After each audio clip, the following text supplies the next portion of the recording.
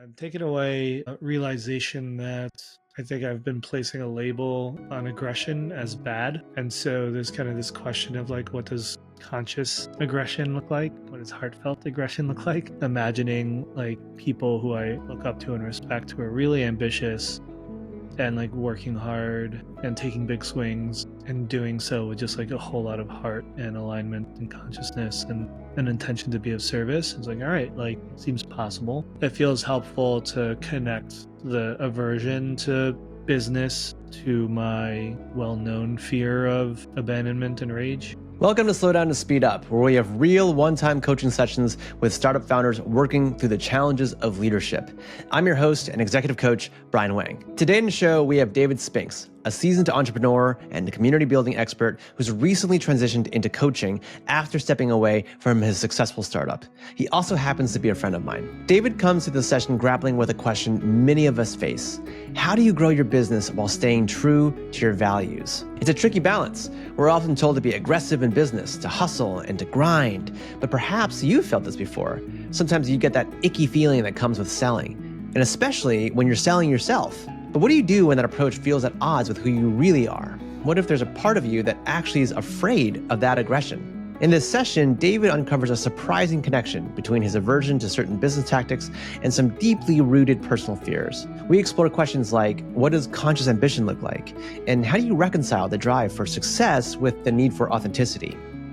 By the end, David gains some powerful insights about himself and leans into a new way to approach growth, one that more aligns with his true self. All right, hope you enjoy. Hey, David, great to see you. It's good to be here, Brian. I'm really excited to have this conversation with you. And I'll just intro you real quick and hand it off to you. So I'm with my friend, David Spinks. We've known each other for a long time. We met when we were on our startup founder journeys and running our companies respectively. And David, you've been on the coaching path more recently after some time on sabbatical and a number of other transitions. So I'm really pleased to have you on here. And I'll just hand it off to you and just ask, well, first, if you want to maybe spend a moment to introduce yourself. And then we're going to get into, what we're here for in the session. Yeah, sounds good. Yeah, introduce myself. Where do we go? Personal, present moment, history of career. I never really know how to start. I guess present moment. I'm here in Westchester, New York, feeling pretty happy and alive right now, pretty energized. Just came from a couple retreats that gave me a lot of energy. Personally, I'm a dad, two little kids, a husband. Professionally, been a founder, entrepreneur for about 15 years. Started 3 companies. A lot of my work centered around community building, community design, community management. My last company was a company called CMX, which was community for community managers. So people who build community. We provided training, a big conference, local events, research.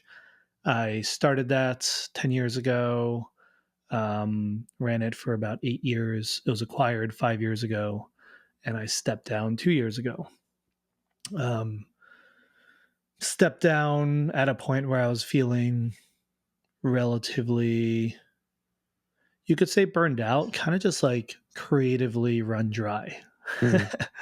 Like it was just there's a severe lack of soul and heart in my work, in my life. I was kind of just going through the motions, and now I can very clearly see energetically it was just not there at all. Like a lot of the things I was showing up to were just making my body and my heart close up. Yeah. And yet I did it anyway, because that's what you did. And I set out on sabbatical kind of having a sense of that a little bit, I think. And not really knowing what it is or what I was looking for, but just knowing something needed to change. And so over the last 2 years, I've been on that journey, which maybe we'll get into some of that, but it's been a long process of undoing, shedding layers, revisiting my relationship with work and success and money, and and now in a phase of kind of re-entering Mm. the world of work and achievement and ambition, but with a very, very strong yearning to do that from a place of heart and consciousness and service, and trying to figure out how those two things meet. That reminds me of our conversation prior to this recording, and I wonder if you're starting to touch on the question that you wanted to get into today. Yeah. Yeah. It seemed to naturally go there. Yeah. Yeah. And just to provide a little bit of background, because I think what we're going to talk about is money. Now I've emerged as a coach that's taken a few forms. I work with a program called Downshift with Steve Schlafman, Tracy Lawrence, Matt Yao, helping high achievers slow down and uh, revisit their relationship with work and money and success. So this is a topic that's pretty relevant to the work I'm helping others with. I'm also coaching community leaders and supporting people through transitions, supporting people who are navigating conflict, which is something I have a lot of experience with personally. Mm. And so, yeah, I'm in this stage where I've found work that I fucking love. I really love working one on one and in small groups and holding containers that are really rooted in heart, in healing, in connection. I'm loving learning different coaching modalities and practices. I'm getting really into like somatic coaching and IFS. And I just feel really, really energetically aligned with the work. And we live in Westchester, New York, which is one of the most expensive communities in the world. Hmm. I have two kids. We're trying to grow our family. We want to own a home, ideally, which we still do not. I've been a founder. I sold my company. It's equity. I never had any sort of like um, post economic exit or anything. Right. Right. Yeah. Yeah. I still, if anything, I've made a lot less than a lot of my peers who just stayed the regular path. And so yeah, I'm in a place where I want to do work that feels really aligned for me and is of service Yeah. and supports anyone who needs it, not just like high net worth individuals. And I'm a homemaker. I'm a homekeeper. I'm not a monk. I need to provide for my kids. I need to provide for my family. I need to provide for our future. Um, and just the baseline to be okay where we live is very, very high. So it's this balance of doing work of service while also playing the money game Yeah. and being willing to make money, and it's just kind of confronted me with a lot of questions revisiting my relationship with money, attachment to money, shame around money. There's just, it's such a rich, complex topic for me, and I think for most people. Yeah. And I'd like to get right in my relationship with money and feel like I can um, have that balance. I'll pause there. You touched on a lot of things having to do with money and your relationship to its various aspects. And it feels like every one of those threads could be so fantastic to go down. Um, I'm wondering if you were just to choose a specific path to explore, make some movement on, like what would that be? Right? Hmm. Like my invitation is for us to like find something to pull that's going to be really, really meaningful right now. Yeah, I think one thing that's feeling fiery is noticing a story I hold about myself that I'm not good at making money, or that there's like a ceiling of the amount of money I can reasonably make. Hmm. Yeah. Can you say more about that story that you notice? Yeah. Um, yeah, I'm noticing there's like a few kind of arms of it. On one hand, there's like an aversion to marketing and sales. Like anytime anything starts to feel businessy, and transactional, my like system closes off Hmm. and I like don't feel energy towards it and I don't want to do it. Yeah. Um, there's a little bit of like evidence, I guess, in that like I've never made the amount of like independent wealth type of money that I've told myself I wanted to or needed to Mm-hmm. from a young age. Um, I've long had a chip on my shoulder at the same time of wanting to make a lot of money Hmm. because we didn't grow up with much. Both of my parents are immigrants. I was born a year after they moved to the US with nothing. My parents hustled their ass off just to make sure we had a safe and comfortable life, which we did, lower middle class. We never needed for food or, um, we were taken care of, but Yeah. it was always present in our household. Yeah. And so there's a story for me of like, I'm gonna be the one to make a lot of money, take care of my family, Yeah. break through that ceiling. Yeah. Um, yeah, and there's just something that feels really nebulous. Like I can't quite touch it or articulate it, but it's almost like um that idea of like a ceiling. Like once I get to a 200K, 300K range, which is maybe just based on like the last salary I got was 200K. Um, but like even getting there feels hard, let alone getting like past it, which is really we need to get to like 300K Mm-hmm. for our family to be okay Yeah. here. Yeah. Um, and there's a lot of like comparison when I see other people who seem like they're really fucking good at making money. Hmm. Um, and I find myself wondering like, what is it? What do they have? And maybe even immediately switching into judgment of like, oh, they must be cutthroat or immoral or willing to cross lines that I'm not willing to cross. Mm-hmm. Great. Yeah. So I hear that you have a pretty good sense of just numerically where you would like to be, just from a needs perspective. Here's where you live. Here's the family that you have, and what you want your life to look like, or what you might even need to look like based off of the situation. And just the sense I get from you, David, is that like, there's no real question on like the dollars in and out that you might like to for that kind of picture to look like, but there is this. You mentioned like a block. It's like you when the prospect of generating a certain type of wealth or income comes up, you're feeling some resistance, some story, something feels very sticky. You even called it nebulous. Hmm. Some sense that like, oh, I think that's not for me, and then your mind starts to fill it with reasons why. Is that accurate? Yeah, it feels true. Yeah. One thing that I'm curious if we can play with, I want to maybe suggest an experiment. Like, let's say you were just to imagine yourself, and if you want to imagine like viewing yourself on a camera, if it helps, you can do that.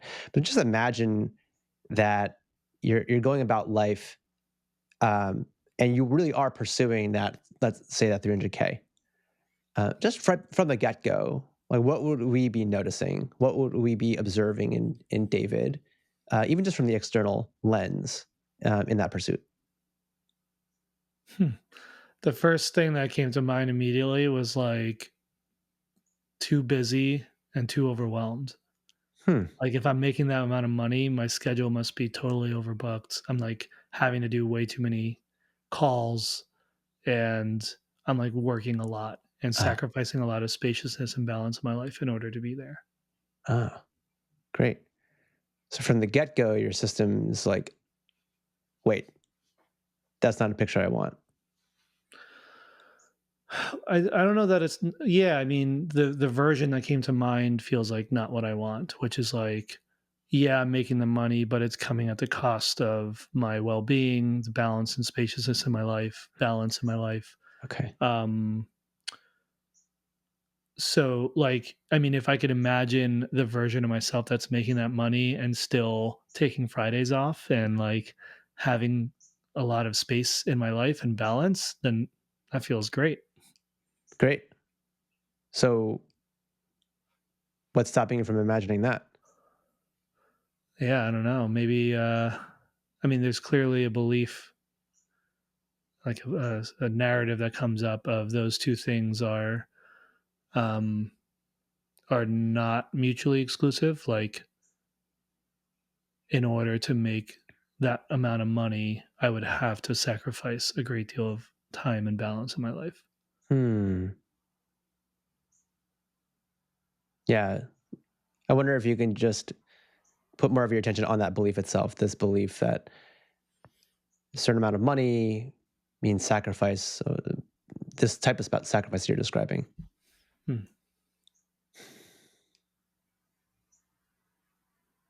Just when you put your attention on it, what do you notice?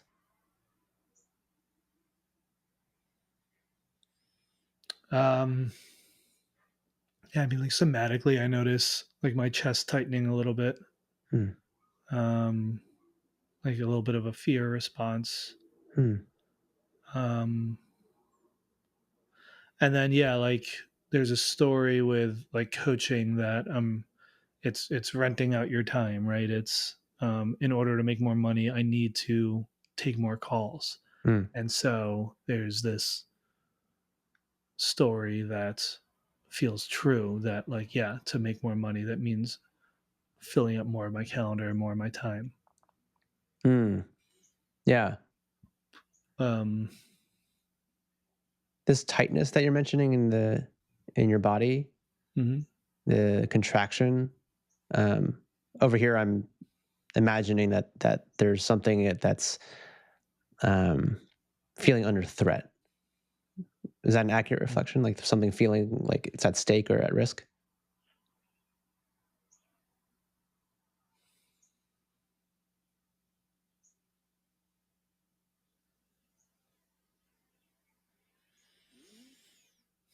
Yeah, feel. I mean, I've noticed there's kind of like two things happening. It's both like, like I have like two parts kind of speaking up. It's like one that's saying, you got to make money, you got to take care of your family, we got to do this, like we have to achieve. And then it's the other one that's saying, like, but take care of yourself and make sure you have spaciousness and calm and presence, and don't overwork yourself. Hmm. And yeah, there's this fear of like I'm just going to keep getting stuck in that loop and maybe not ever really achieve either one.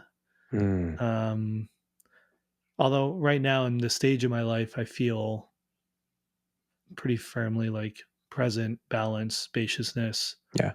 And so yeah, there's this fear that I'm going to lose that. Uh-huh. And then and then the rebounded fear is like, well, then we're never going to make enough money and we're not going to be able to provide for our family, and you'll be a failure as a father. Yeah. um, So yeah, there's like this back and forth that occurs. yeah, Fear of not achieving the financial situation that you want. Oh, sorry, fear of losing the balance. And then yeah, there's this response that happens like, oh, but now you're going to be a failure. You're not going to reach the financial success that you're hoping for.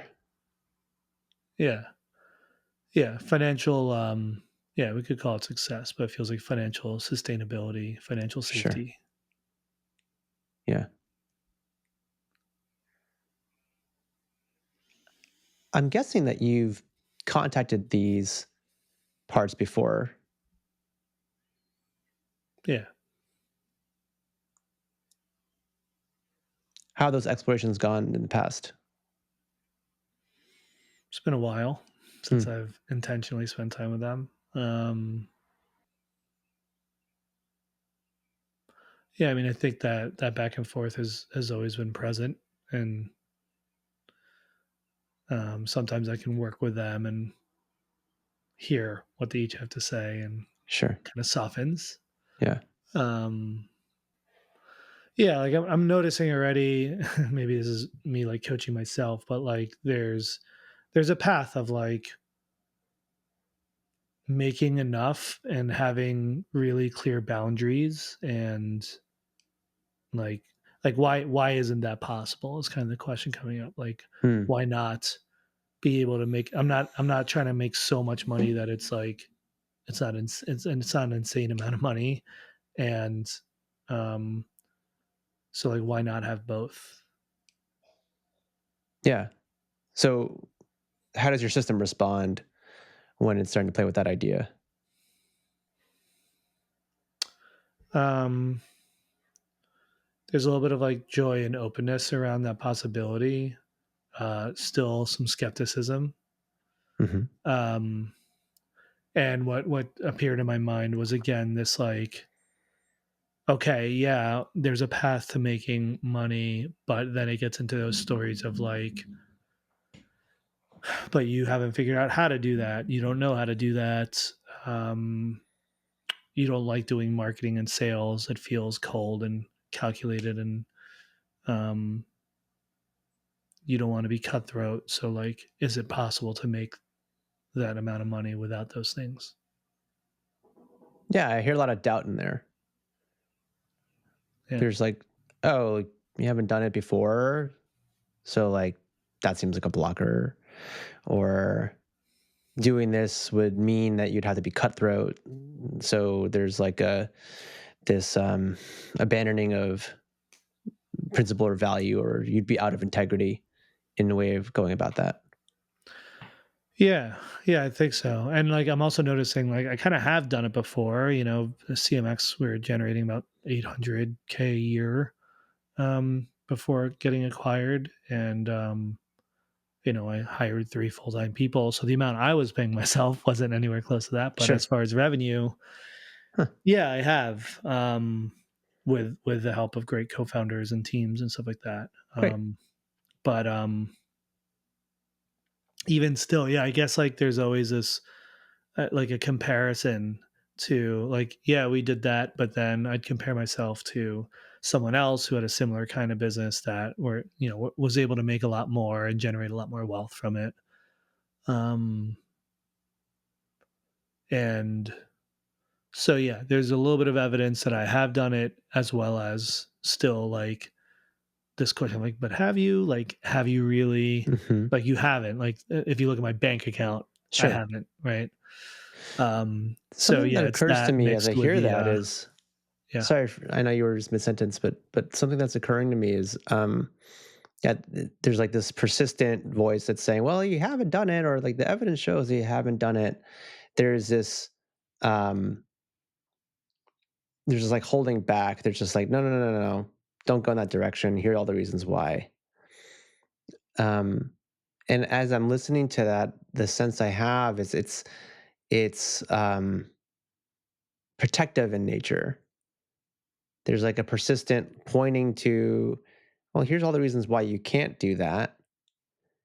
And I wonder, like, if we just go beyond the reasoning, quote unquote, and we just get to the what is it protecting you from? I wonder what that might be. Hmm.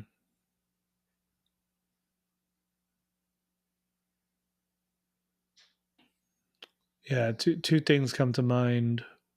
One is I just got like a vision of me, um, kind of like when I was back in my 20s. It felt like that, just like overworking, Yeah, just like working all day, working late into the night, just work, work, work, work, work, and just completely burning myself out.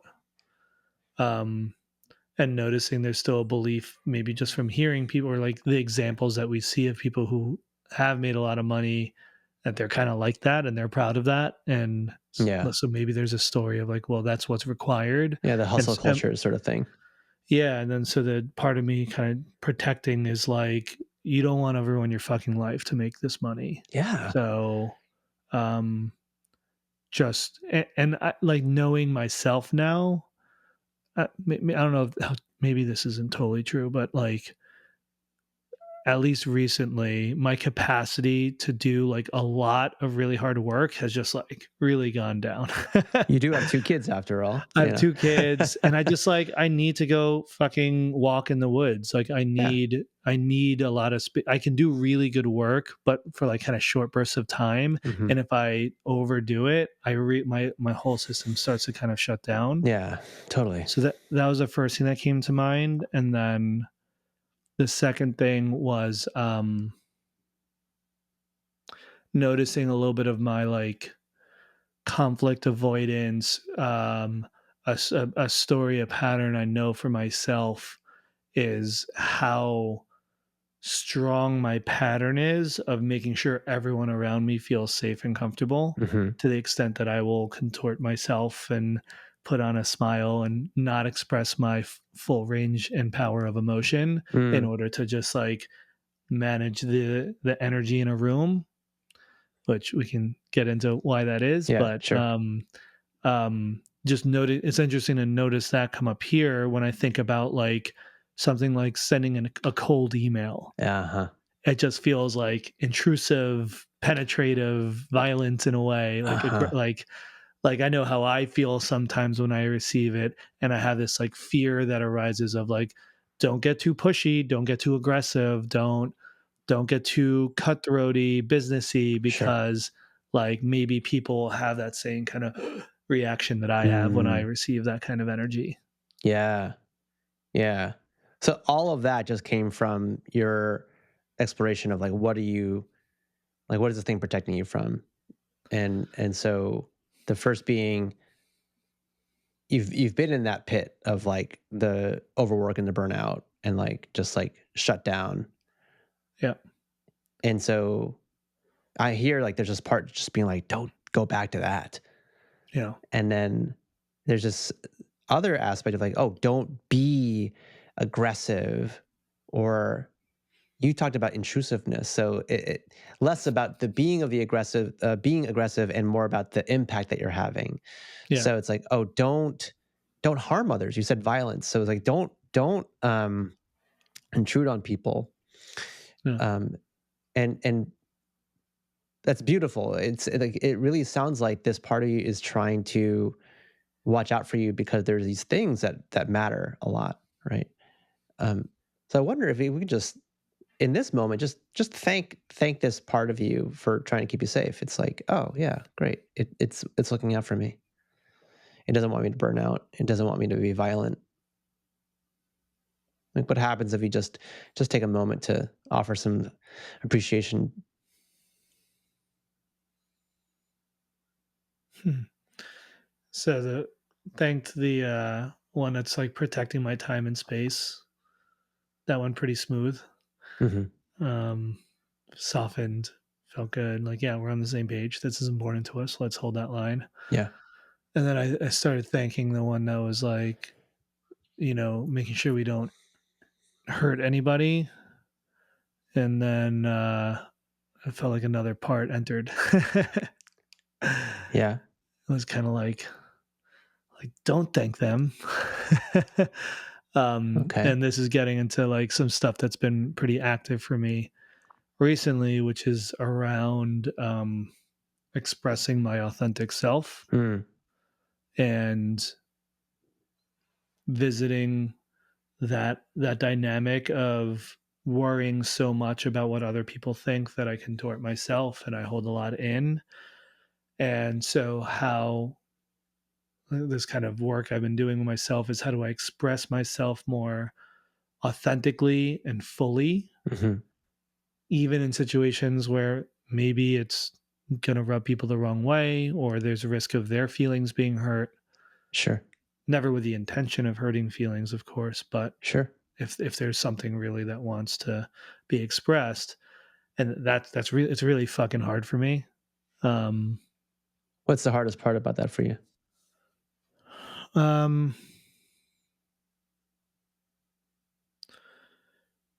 yeah, there's fear of abandonment, Mm. which is something I experienced a lot in childhood. Of I'm going to say the wrong thing and that's it, I'm going to get cut out because that happened. Yeah. um There's fear of I've had a few really intense experiences in my life from childhood as well as recent in the last couple of years of a lot of rage being directed at me in a situation where I could not express it back and had to kind of bottle it up.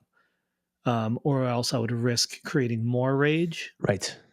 Right. So I had like traumatic experiences around that. And so I keep it in. Yeah. And so that fear is like, I'm going to spark rage. I'm going to be exiled, Yeah. abandoned. Cut off. Yeah. Um, it's going to create conflict. And like even like every time I like this even comes up, like I feel like my hands tingling, getting sweaty, like my Yeah. heart starts picking up, Yeah. breath gets tighter. Yeah. Yeah, conflict brings a pretty visceral reaction for me. Yeah. And in a way, I think that's what happens when I get too like businessy or aggressive or, something like that in business. It makes sense. It sounds like your system learned to play nice, not to rile anyone up.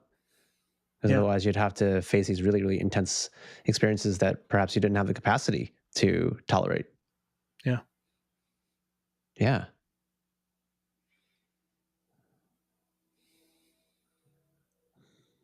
What occurs to me is that what's needed is just a recognition that there was a lot of suffering there. Right. Yeah. Yeah.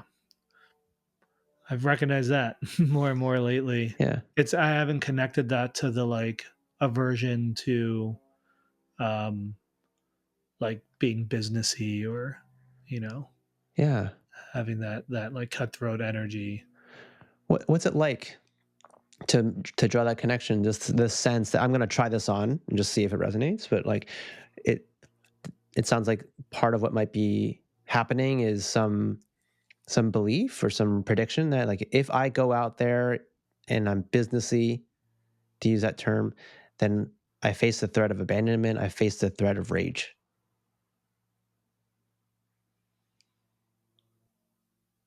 Yeah, it feels true. Feels feels good to have clarity, a little bit of clearing there. Um a little bit of like sadness, like yet another thing that I can tie back to that same core wound. Sure. Um a little bit of like helplessness or hopelessness, like a belief that I'm not going to be able to change that. Hmm. Um some sadness around that. What if you dropped any need to change it? You just simply allowed yourself to be with it. It's like, yeah, there's this party that really feels vulnerable around this. It really genuinely believes that it's going to risk all those things if it goes out in the world like this. It feels like risky to accept it because then I won't make the money that I need to make. Yeah. Like is like I need to change it or else I'm not going to solve this problem. It might be helpful to make a distinction between being with it in its experience and believing the story. Mm. You may not have to agree with the story in order to be with this part that feels this. Yeah. And just as you're with this part of you that feels this threat, it's like if I'm out in the world going after the business and there's abandonment and rage, like what does this part of you need from you right now in this moment? The part that's worried about abandonment and rage. Yeah. The part of you that's scared. Kind of like sensing that it feels like a burden. Um, like it doesn't want to be scared anymore, doesn't want to hold me back. Let it know that you see that. Yeah, it just like feels like I feel it in my chest and throat, which has been really alive for me lately, but this feels very connected to it. Yeah. Like it feels kind of like fiery. Huh. Yeah, like there's a lot of like worry and just like a lot of built up fear there. Yeah. Um, a lot of energy there. I wonder if it's had a chance to express itself in any way. Maybe not in a while. Hmm.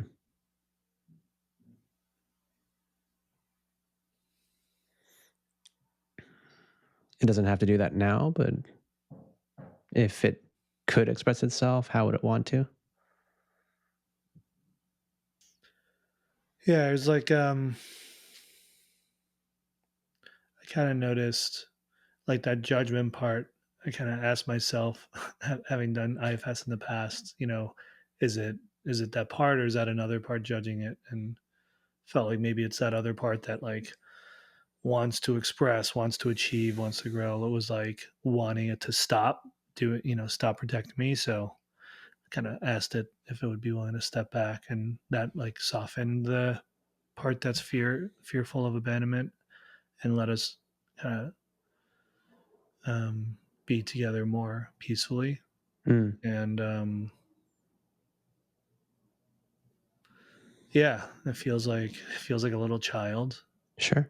that's just like afraid. Um, but I feel a lot of compassion toward it, and understanding. Yeah. Um, and I find myself like wondering, like, what's the version of? It sounds silly, but to be specific, like a cold email, but that's coming from heart that Great. doesn't feel cold, Yeah. but may still help achieve some business outcomes. You know? I'm curious about that too. Yeah. What would a cold email from David Spinks look like coming from his heart? Hot email. Yeah, we might need to do some branding exercises on that one. Yeah.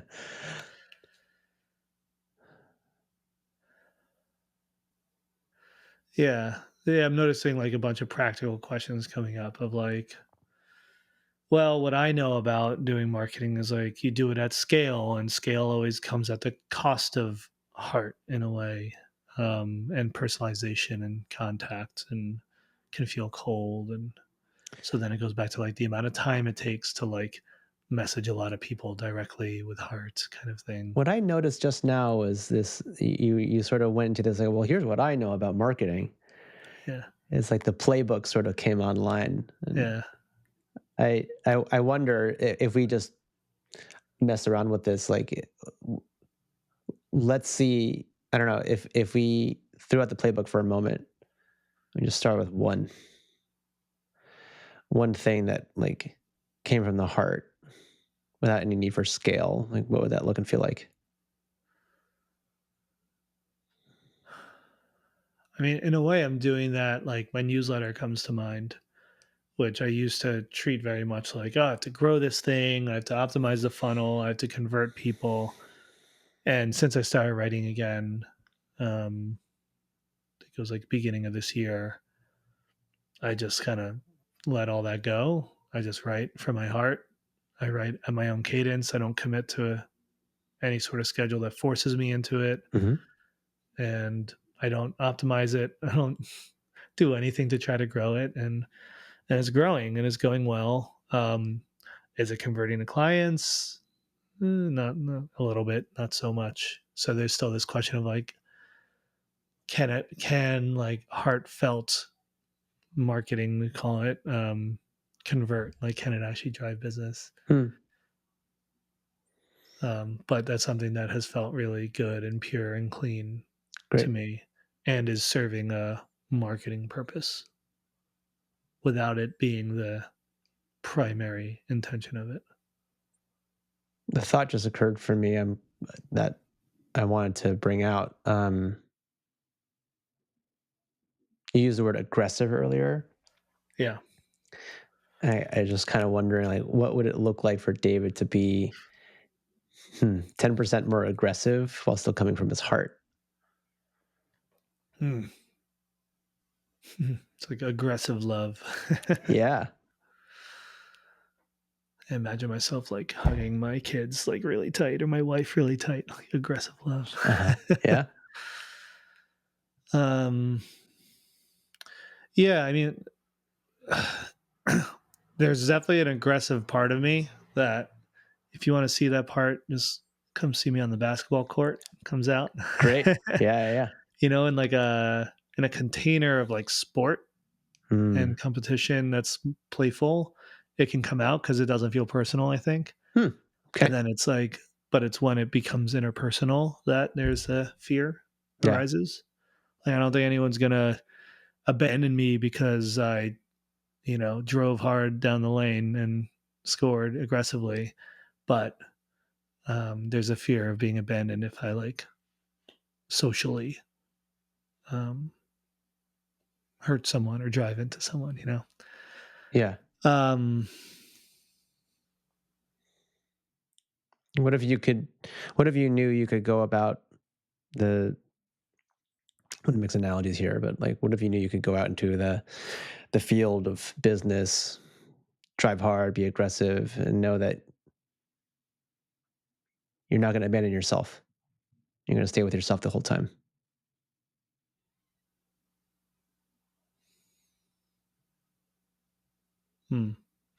what do you mean? Or I'm curious, what brought that to mind? Yeah, when I hear you talk about the fear of abandonment from others, I almost picture you like reaching for others, which is such a human thing that we do, right? We need that, especially as young kids. But in the Mm, process, what I'm picturing is you leaving yourself. mm, There's this scene in my mind where like you're wanting to put things out in the world, you're wanting to help and express and do all those things, and those are all in when you're connected to yourself. But then the moment that you're like, uh-oh, someone's going to break connection with me, you leave yourself mm, so that you can reach for the other person. mm. Yeah, that's true. Hmm. Yeah, that's really true. Yeah, I'll share an experience even from the last couple of weeks.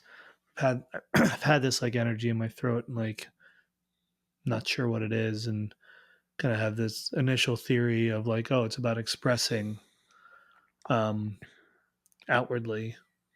And then um through a few different experiences, um at these retreats that I was on with like breath work and a few different practices, I noticed that like it's hard for me to drop that energy into myself. Like things kind of get stuck here both ways. Mm, And the like insight that I've been sitting with is I'm not going to be able to express myself outwardly with full authenticity until I am authentically grounded in myself. yeah, Right? That authenticity has to exist inside in order to be expressed outside. And yeah, my life's been a long process of basically looking for others to yeah. to justify or make me feel okay or enough. And yeah, enoughness being a really core theme for me. Um, that's kind of what came up as you were talking is if I can find enoughness and like really be rooted in that, and that aggression, we can call it, comes from that place,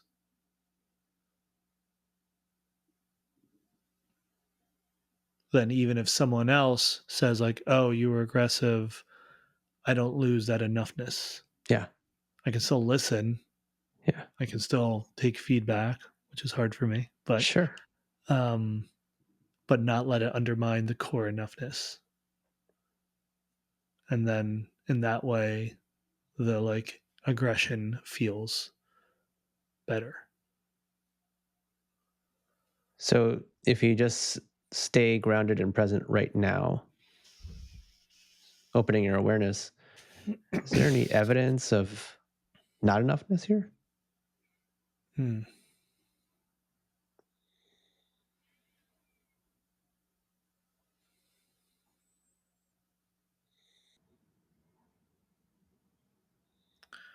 Um, I think that yes, on a couple levels. One level is just kind of like holistic enoughness, and I think that's just something that's like really complex and something that I'll probably work on my whole life. Like when I reach 100% enoughness, I'll let you know, and you could come Mm, sign up for my my awakening seminar. yeah. um, but then the other thing that's a little bit more tangible came up. Right now, what's present for me is like still relatively new to coaching. So like, am I a good enough coach to like go out and like sell myself real hard? Um, and then also like just like knowing the right approach to marketing and sales, and like, do I have that? Am I a good enough marketing and salesperson? So kind of like a experience knowledge gap of enoughness showed up. That there might be some skills to develop. Yeah, I mean, coaching. I think I'm a phenomenal coach. If I'm being honest, like I have a lot of confidence in myself, and it's new, and I'm still kind of like finding. You could call it like positioning, Yeah, like really clear positioning, and it feels hard to sell something if you don't know how to articulate it really clearly. sure. So I struggle with that, and then yeah, the like skill gap or knowledge gap. I'm like, if I wanted to increase my aggression by 10% towards growing my coaching business, for example, like what would that actually translate to in terms of action? I don't know. Yeah. There might be some things to experiment with, some things to find out as Sure. you play with those questions. Yeah. Yeah. They seem like solvable questions. Yeah. Yeah. Yeah. Yeah. Skills I can learn. Absolutely. Yeah. So I want to maybe turn our attention toward moving towards some conclusion here, Hmm. and then just want to check in with you and just see, yeah, what's floating around for you, what's kind of been most noticeable in the time together. Hmm. Yeah. I'm taking away realization that I think I've been placing a label on aggression as bad. Hmm. Um, And so there's kind of this question of like, what does conscious aggression look like? What does heartfelt aggression look like? Again, Yeah. it's like that like Bear really tight hug. hug. Yeah. Yeah. Um, Imagining like people who I look up to and respect who are really ambitious and like working hard and taking big swings and doing so with just like a whole lot of heart and alignment and consciousness and um an intention to be of service. It's like, all right, like seems possible. Um it feels helpful to connect the aversion to business to my well-known fear of abandonment and rage. Right. Yeah. um I think just seeing that helps take away a little bit of the edge on it, softens it a little bit. um yeah, I'm feeling excited to like run some experiments and kind of like flip on the part of my brain that has done a lot of marketing and sales over the years as a founder. And Yeah.